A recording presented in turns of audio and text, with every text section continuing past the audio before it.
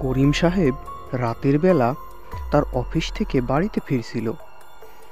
তার অফিসের অনেক কাজ ছিল, তাই সব কাজ শেষ করে বাড়িতে ফিরতে ফিরতে একটু রাত হয়ে যায়। সে তার গাড়িতে করে বাড়িতে ফিরছিল। হঠাৎ তার গাড়ির সামনে কিছু একটা পড়ে থাকতে দেখে, তাই সে তার গাড়ি থামায় এবং গাড়ি থেকে নেমে একটু সামনে এগিয়ে আসে।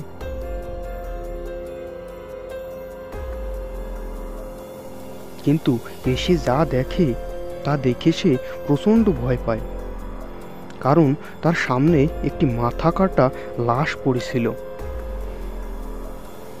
সে দ্রুত তার ফোন বের করে পুলিশকে কল করে এবং সব কিছু জানায়।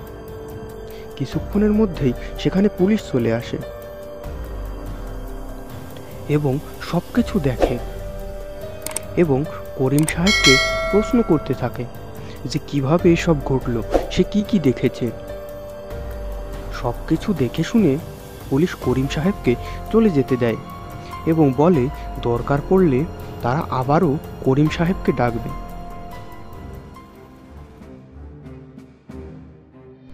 এরপর সব কিছু ঠিকই চলছিল।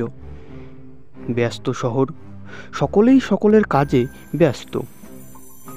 কিছুদিন পরই হঠাৎই একদিন এক পুলিশের কাছে ফোন আসে, এক রাস্তার পাশে একটা লাশ পাওয়া গেছে।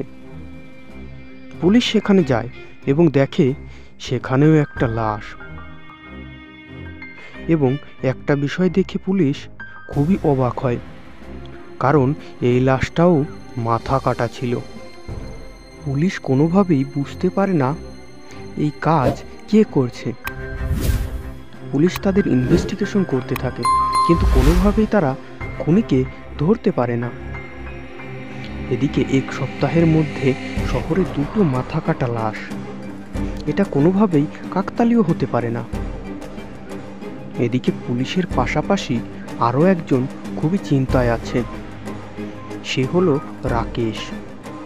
কারণ শহরে যে দুটো লাশ পাওয়া গেছে সেগুলো ছিল তারই দুই বন্ধুর। তারা তিনজন খুবই ভালো বন্ধু ছিল, কিন্তু দুজন মারা গেছে, বাকি আছে একজন। রাকেশ কোনোভাবেই বুঝতে পারে না কে তাদের মারছে। আর এরপর কি রাকেশের পালা? এটা ভেবে রাকেশ অনেক ভয় পায়। রাকেশ গত এক সপ্তাহ ধরে কোনো বিশেষ প্রয়োজন ছাড়া তার বাড়ির বাইরে বের হয় না। একদিন রাতে রাকেশ ঘুমিয়েছিল। হঠাৎই একটা হাসির শব্দে রাকেশের ঘুম ভেঙে যায়। রাকেশ ঘুম থেকে ওঠে এবং উঠে যা দেখে তাতে রাকেশ প্রচণ্ড ভয় পায়। রাকেশ দেখে তার সামনে একটা আত্মা দাঁড়িয়ে আছে এবং তার মাথা কাটা, এবং তার মাথা সে নিজ হাতেই ধরে রেখেছে। এটা দেখে রাকেশ প্রচণ্ড ভয় পায় এবং জীবন ভিক্ষা চাইতে থাকে। তখন আত্মাটি বলতে থাকে, জীবন ভিক্ষা? কেন কেন দেব তোর জীবন ভিক্ষা? ভুলে গেছিস নাকি সেদিন রাতে অফিস থেকে কাজ করে বাড়িতে ফিরছিলাম? তখন অনেক রাত, আমি একা আমার গাড়িতে করে বাড়িতে ফিরছিলাম এবং আমার সাথে এক ব্যাগ টাকা ছিল। তোরা তিন বন্ধু মাঝ রাস্তায় আমাকে আমার গলা কেটে খুন করে আমার সব টাকা এবং আমার গাড়ি নিয়ে পালানি। আমার লাশ যেন কেউ খুঁজে না পায়, এর জন্য আমার লাশটাও জঙ্গলে তোরা পুঁতে রাখলি। তোকে না মারা পর্যন্ত আমার আত্মার মুক্তি হবে না, তাই তোর কোনো ক্ষমা নেই। রাকেশ তার রুম থেকে দৌড়ে অন্য রুমে চলে যায় এবং দ্রুত ফোন বের করে পুলিশকে কল করে। কিছু সময় পর পুলিশ যখন সেখানে পৌঁছায় তখন তারা দেখে যে সেখানে রাকেশের মাথা কাটা লাশ পড়ে আছে এবং তার পাশে একটা চিঠি পড়ে আছে। পুলিশ চিঠিটি পড়ে এবং সব ঘটনা জানতে পারে। তারপর পুলিশ ওই জঙ্গল থেকে ওই লাশ উদ্ধার করে এবং ইনভেস্টিগেশন করে তার বাড়ির সম্পর্কে জেনে তার বাড়িতে ফোন করে সব ঘটনা জানায়।